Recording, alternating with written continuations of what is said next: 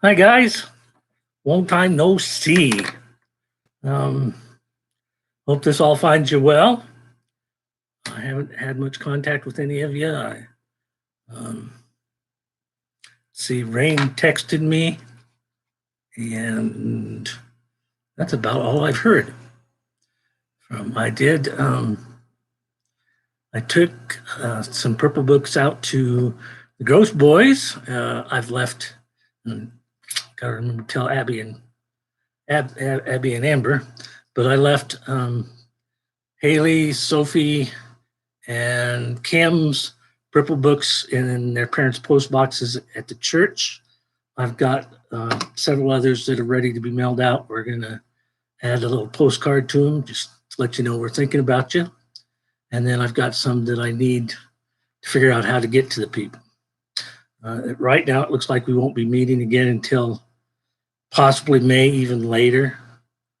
So for now, I'm going to go continue doing this. No one was too excited about the idea of meeting in small groups. If you change your mind, get a hold of me. You can get a hold of me through my email or through Flock Notes or texting me. If you need to, you can get a hold of somebody at the church and they'll give you the information on me. I thought today we would do something a little different, less biblical and a little more historical. What we're going to do is we're going to study the apostles a little bit. So the first thing I'd like you to do is grab a piece of paper and a pen and a pencil. And I would like you to write down as many apostles as you can. You can go ahead and hit pause now. And while it's on pause, you do that. I'll just be here waiting for you, okay? Okay. How do I? All right.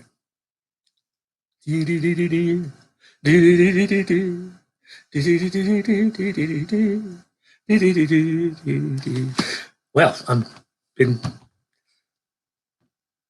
5 seconds, 10 seconds. I'm guessing you guys have come back, hopefully, or you've decided not to do this at all. First, I'd like to ask, how many apostles did you come up with? If you're able to come up with less than 9, I'll give you a C. If you come up with 10, 11, give you a B. No, yeah, 10, 11, 12, give you a B, 13, A. Now, you probably think that's all, or 12, A. 13 would give you A plus. 14 would give you A double plus. Now, I bet you guys are wondering where those extra 2 apostles come from, because most people kind of figure, well, there's only 12, and I've lost my place.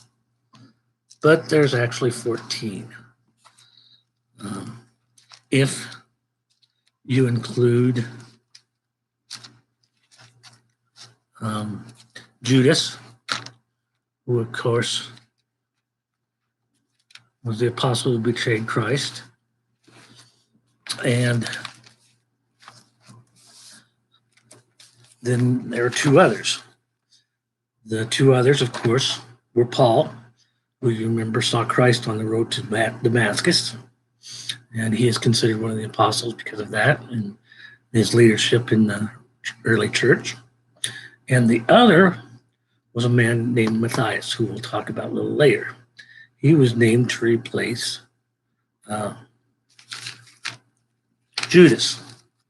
So we're going to start off and kind of go in alphabetical order on them. I'm hoping this will work. I don't know if it will or not. Let's see. What's a good color? I guess purple will. So we're going to start off with Andrew.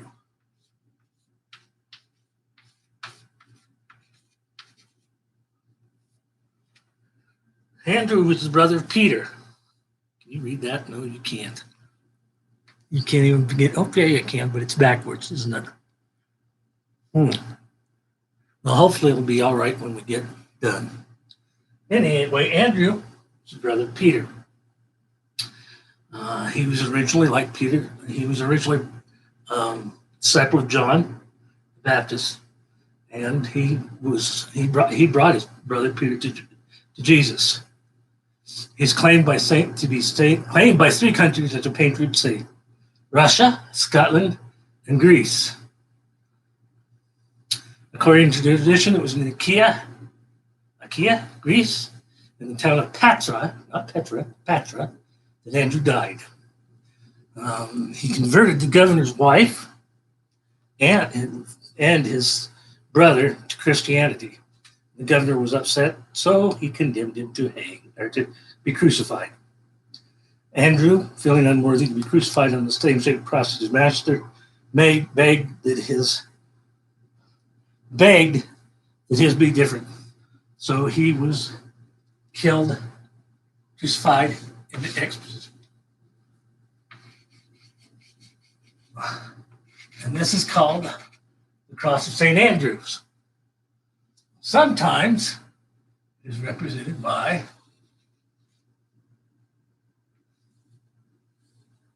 a terrible drawing of a fish.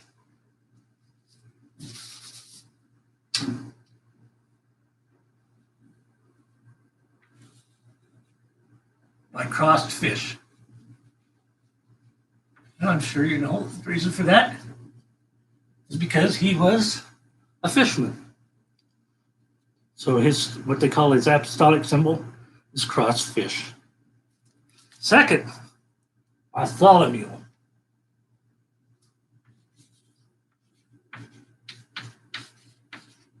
Right? Bartholomew.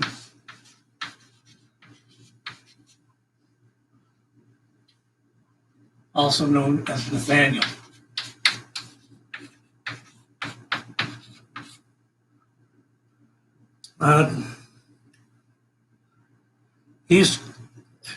Scholars believe that he may have came from royal blood or noble birth. His name means son of Ptolemy, or Ptolemy, which comes from 2 Samuel chapter 3, verse 3. Tamar was king of Geshur, whose daughter Maacah was the wife of David, mother of Absalom. Let's see. And as I already said, Bartholomew was his second name. He was actually Nathaniel Bartholomew. And Jesus called him an Israelite indeed, in whom there is no guile, which is in John chapter 1, verse 47. Tradition says that he preached in India and that he died there. His apostolic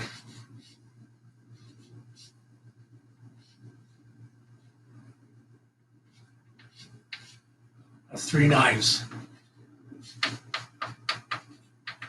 Knife.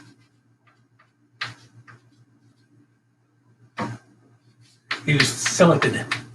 And you know what fillet means? You fillet a fish. You skinned him alive. Well, not necessarily alive, but he was skinned. Next comes James, but you can't read this, the elder. My handwriting really sucks. And Boanerges, son of Zebedee and Salome. He was brother of John the Apostle. He was also a fisherman, lived in Bethesda, Capernaum, and Jerusalem. He is known to have preached in Jerusalem and Judea. He was beheaded by Herod in 44 AD, as told in Acts 12, chapters 1 and 2, verses 1 and 2.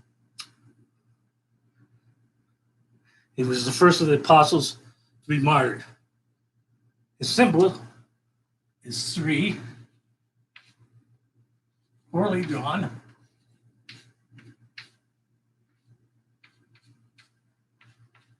seashells, because he's associated with the sea. Next comes James the Younger.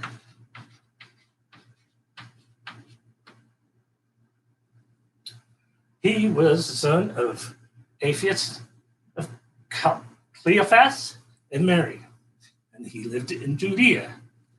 He was brother of the apostle Jude. Any of you know how many of the apostles were brothers? There were 6 brothers in 3 pairs. I mean, there weren't 6. They weren't all 6 brothers, but there were 3 pairs of brothers who were apostles. James preached in Palestine and Egypt and was crucified in Egypt. It's usually thought that he was the brother of Matthew, the tax collector.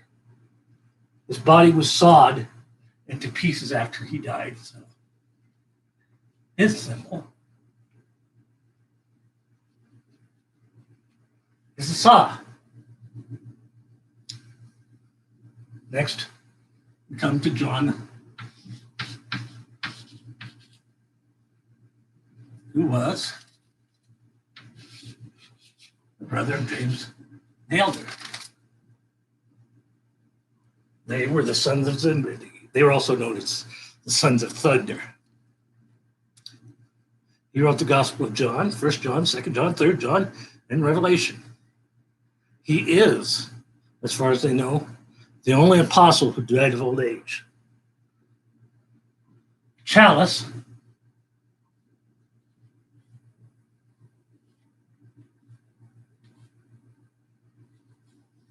with a snake is his symbol.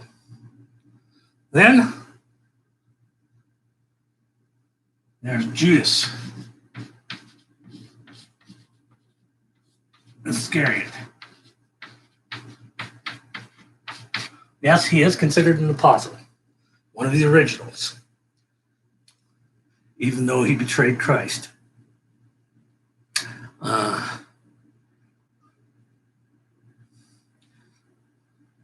His name appears in 3 lists of the 12 apostles. It's said that he came from Judah near Jericho. He was Judean, and the rest of he was only Judean of all the apostles. He was treasurer and among its outspoken leaders. It said that Judas was a violent Jewish nationalist or Zionist, or not Zionist, zealot, and that he followed in hopes Jesus, that it was hoped that he would free the Israeli people. His apostolic symbol is, as you would assume, a hangman's noose.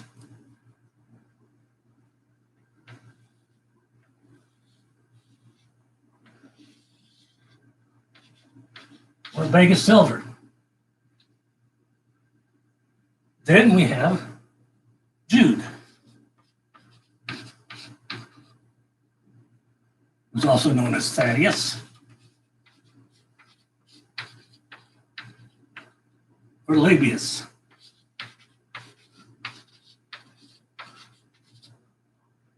He was the son of Alphaeus of Cunip. He was brother of James the Younger.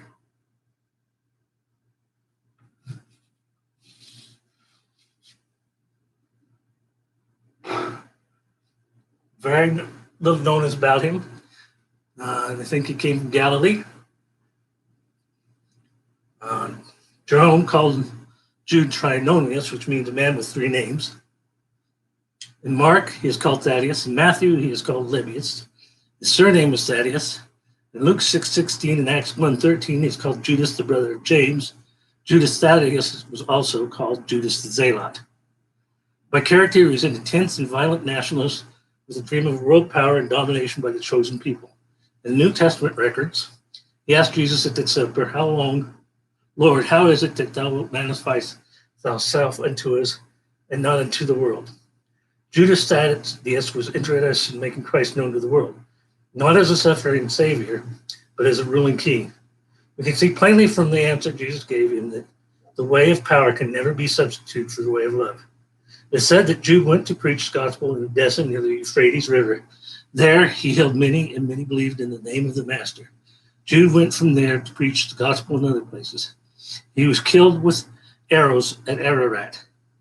The chosen symbol for him in the ship is a ship, because he was a missionary thought to be a fisherman. So something like this.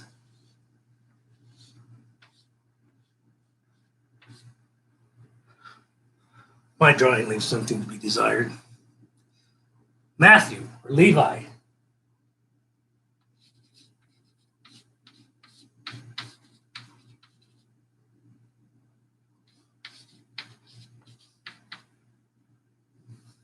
Son of Alphaeus, lived in Capernaum. He was a publican, or tax collector. He wrote the gospel that bears his name, and he died a martyr in Ethiopia. The call of Matthew to the apostolic band is mentioned in Mark chapter 2, verse 14, Matthew chapter 9, verse 9, and Luke chapter 5, verses 27 to 28. From these passages, we learn that Matthew is also called Levi. It was custom in the Middle East at the time of Christ for men to have two names. Matthew's name means a gift of God. The name Levi would have been given to him by Jesus. It's likely that James the Lesser, who was one of the 12 apostles, was Matthew's brother, also the son of Alphaeus. Although we know little about Matthew personally, the outstanding fact about him is that he was a tax collector. The Chief James Version calls him a publican, which in Latin is publicanus, meaning engaged in public service, a man who handled public money or taxes. Unlike most of the other apostles, he was well educated. He could use a pen, and by his pen, he became the first man to present the world in the Hebrew language an account of the teachings of Jesus. It is clearly impossible to estimate the debt that the Christianity owes to this despised tax gatherer. The average man would have thought it impossible to reform Matthew, but to God of all things, to whom all things are possible, Matthew became the first man to write down the teachings of Christ. He was missionary of the gospel, who laid down his life for the faith of the master. His symbol is 3 money bags, which reminds us he was a tax collector before Jesus called him.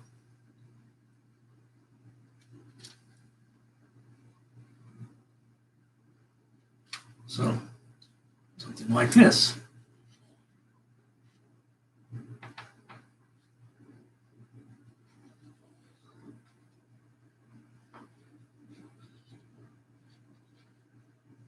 Oh, very good. Okay, then we have Peter.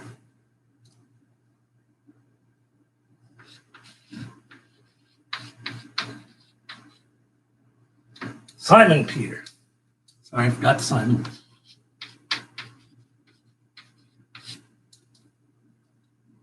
Son of Jonas. He was a fisherman who lived in Bethsaida and Capernaum. He did evangelistic work and missionary work among the Jews, going as far as Babylon. Tradition says he was crucified head downward in Rome. Some scholars ascribe 1st and 2nd Peter to him. He was a member of the inner circle of Christ. In every apostolic list, the name Peter is mentioned first. However, Peter had other names at the time of Christ. The common language was Greek, and the family language was Hebrew. So, although he was called Simon, his Hebrew name was Cephas, Cephas. The Greek meaning of Simon, as we should all know, is rock. And upon this rock I shall build my church. And as we all know, he was a fisherman. He visited Capernaum. And Andrew was his brother. Woo-hoo.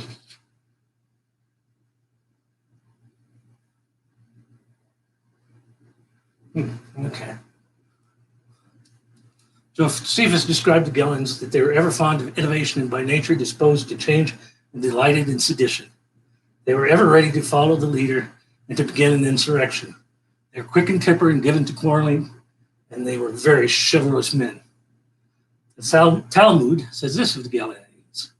They were more anxious for honor than for gain, quick-tempered, impulsive, emotional, easily aroused by an appeal to adventure and loyal to the end. Peter was a typical Galilean. He was a leader of the 12. It was he who inquired about the reward for all those who followed Jesus. It is he first confessed Jesus and declared him to be the Son of the living God. It is he who at the Mount of it is he who was at the Mount of Transfiguration. It is he who saw Jairus' daughter raised to life. Yet it is he who denied Christ 3 times. Peter was martyred on the cross. Peter requested that he might be crucified head down, for he was not worthy to die. His apostolic symbol is an inverted cross. See, can you guys still see? Even though you can't read it, yeah. Okay, next we got Philip.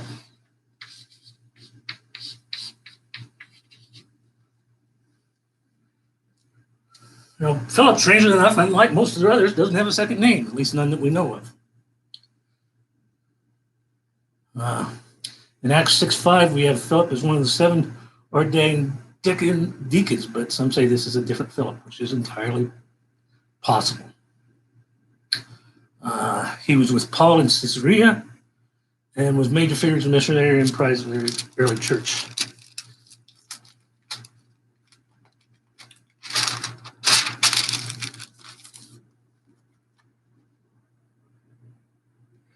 Philip was a man with warm heart and a pessimistic head.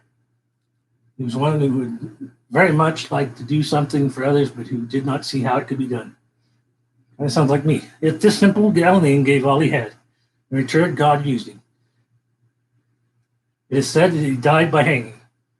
While he was dying, he requested his body be wrapped not in linen, but in papyrus, and he was not worthy that even his dead body should be treated as the body of Jesus should be treated. The symbol of Philip is a basket because for his part in the feeding of the 5,000. It is said that he stressed the cross as a sign of Christianity and victory. I may not be an artist. This is my rendering of the basket. The basket, the basket. Okay. Then we have Simon, sometimes known as the Zealot. He was also called the Canaanite. In King James, he's called the Canaanite. Matthew and Mark. However, in other 2 places, he's called Simon Zealot. Luke and Acts. New Testament gives us practically nothing on him except that he says he was a Zealot. In case you don't know, Zealots were the fanatical Jewish nationalists who had a heroic disregard for the suffering involved in the struggle for what they regarded as a purity of the faith. They had a crazed hatred of Rome. It was that hatred that eventually led to the sacking of Jerusalem by the Romans. Simon was devoted to the law, as in biblical law, and he did not want to compromise in any way with Rome. Yet he clearly emerged in the end as a man of faith. He abandoned all his hatred for the faith that he showed toward his master and the love that he was willing to share with the rest of the disciples, and especially Matthew, the Roman tax collector. Simon the Zealot, the man who once would have killed in loyalty to Israel, became the man who saw that God will have no forced service. Tradition says he died a martyr. His apostolic symbol is a fish lying in the Bible, which indicates he was a former fisherman who became a fisher of men.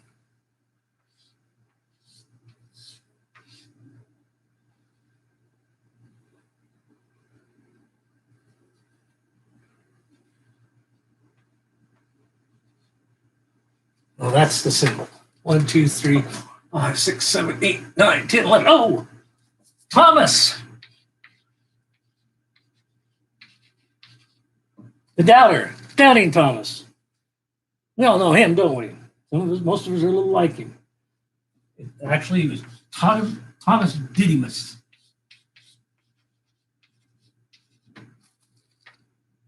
He lived in Galilee, labored in Parthia, Persia, and India, and suffering martyrdom near Madras at Mount St. Thomas in India. Thomas was his Hebrew name, and Didymus was Greek. John defines him more clearly than Thomas appears in the raising of Lazarus in the upper room, where he wanted to know how to know the way where Jesus was going. In John, we see him saying, unless he sees the nail prints in Jesus' hand and the gnash of his spear in his side, he will not believe. That is why we call him Doubting Thomas. He became certain after that, even though by nature he was a pessimist. He was a bewildered man, yet he was a man of courage. He was a man who could not believe until he had seen. Thomas was always like a little child. His first reaction was not to do what he was told to do and not to believe what he was asked to believe. The good news to him was always too good to be true. By this very fact, Thomas' faith became great, intense, and convincing. It is said that he was commissioned to build a palace for the king of India, and he was killed with a spear as a martyr of his Lord. His symbol is a group of spears, stones, and arrows, which I'm not going to even bother trying. So that's the original 12, as we know them. So who are the 13th and 14th? And of course, Paul is the 14th. Notice I said the 14th. We know all about Paul, how he came from a noble, not necessarily from a noble family, but a fairly well-known and prominent family. He may have been part of the Sanhedrin. He was culpable in the martyrdom of St. David and quite possibly of others. At the time of his redemption, or what have you, he was on the road to Damascus, where he had authority to persecute Christians, which, as we know, he did not do. He became a great follower of Christ among the Gentiles. He wrote several epistles. He was beheaded in Rome, and quite often when people think of disciples, they think of Peter and Paul.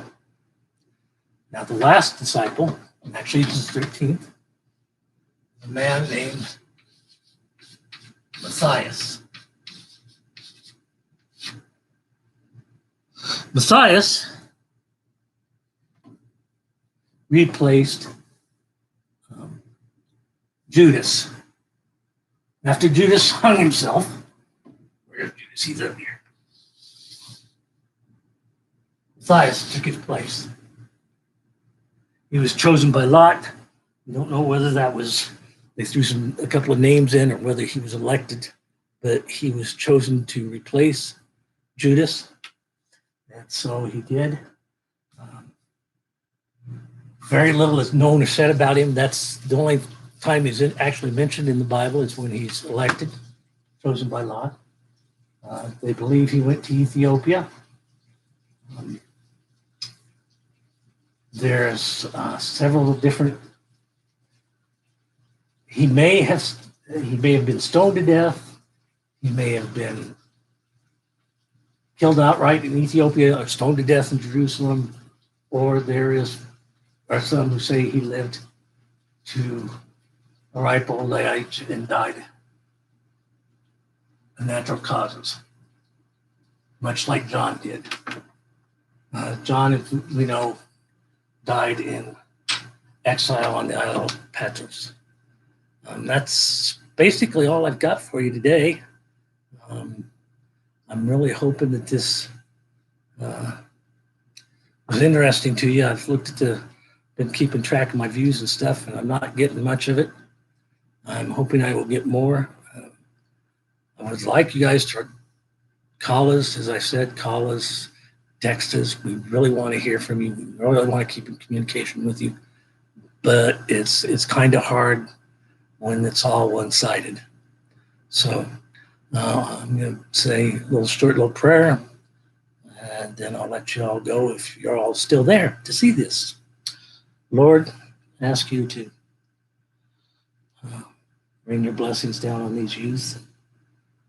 I ask you to guide my hand and my eyes and my mind so that I can be an aid to these youth. Help them through the next few months with their schooling and their home lives, and just help them through this epidemic, this pandemic, and all the everything that's going with it, isolation, quarantine.